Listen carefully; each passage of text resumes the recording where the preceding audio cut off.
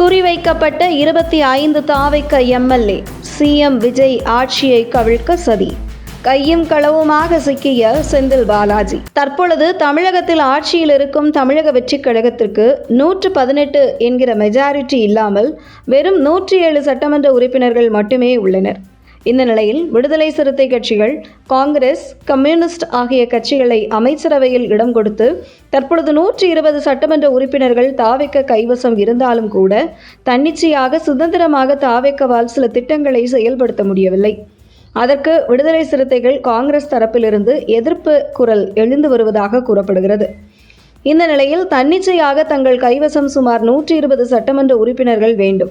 அப்போதுதான் 5 வருடம் எந்த ஒரு இடையூறு இல்லாமல் ஆட்சி நடத்த முடியும் என்பதை உணர்ந்த தாவேக்க அதற்கு ஏற்றாற்போல் அதிமுகவில் இருந்து இதுவரை 7 சட்டமன்ற உறுப்பினர்கள் ராஜினாமா செய்து தங்களை தாவேக்கவில் இணைத்துக் கொண்டனர்.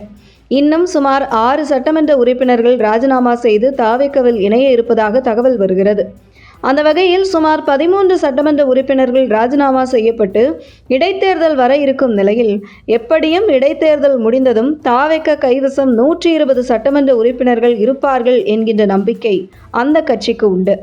இது ஒரு பக்கம் இருக்க, மறுபக்கம் அரசியல் கட்சி தொடங்கி 2 வருடத்தில் ஆட்சியை பிடித்த இவர்களுக்கே அதிமுகவிலிருந்து இத்தனை சட்டமன்ற உறுப்பினர்களை ராஜினாமா செய்ய வைத்து அரசியல் செய்கிறார்கள் என்றால் நாம் ஏன் தாவேக்க ஆட்சியை கவிழ்ப்பதற்கான முயற்சிகளில் ஈடுபடக்கூடாது என்று திமுக தரப்பில் களமிறக்கப்பட்டவர்கள்தான் செந்தில் பாலாஜி மற்றும் முன்னாள் அமைச்சர்கள் ஏவவேலு. சுமார் 25 தாவேக்க எம்எல்ஏக்கள் குறிவைக்கப்பட்டு அதிலிருந்து 12 15 சட்டமன்ற உறுப்பினர்கள் விலைக்கு வாங்கிவிட வேண்டும் என்று களமிறங்கி இருக்கிறார்கள் செந்தில் பாலாஜியும் ஏவவேலுவும்.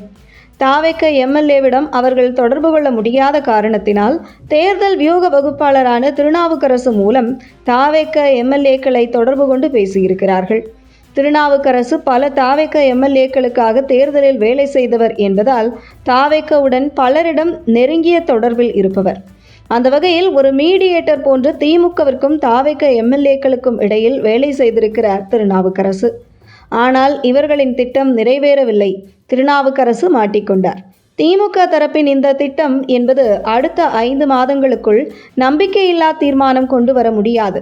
அதனால் சபாநாயகருக்கு எதிரான தீர்மானத்தை கொண்டு வந்துவிட்டால் அது தாவேக்க எம்எல்ஏக்கள் குறைந்தது 15 பேர் அல்லது 12 பேர் எதிராக வாக்களித்துவிட்டால் இந்த ஆட்சி கவிழ்ந்துவிடும் என்பதுதான் திமுக திட்டம்.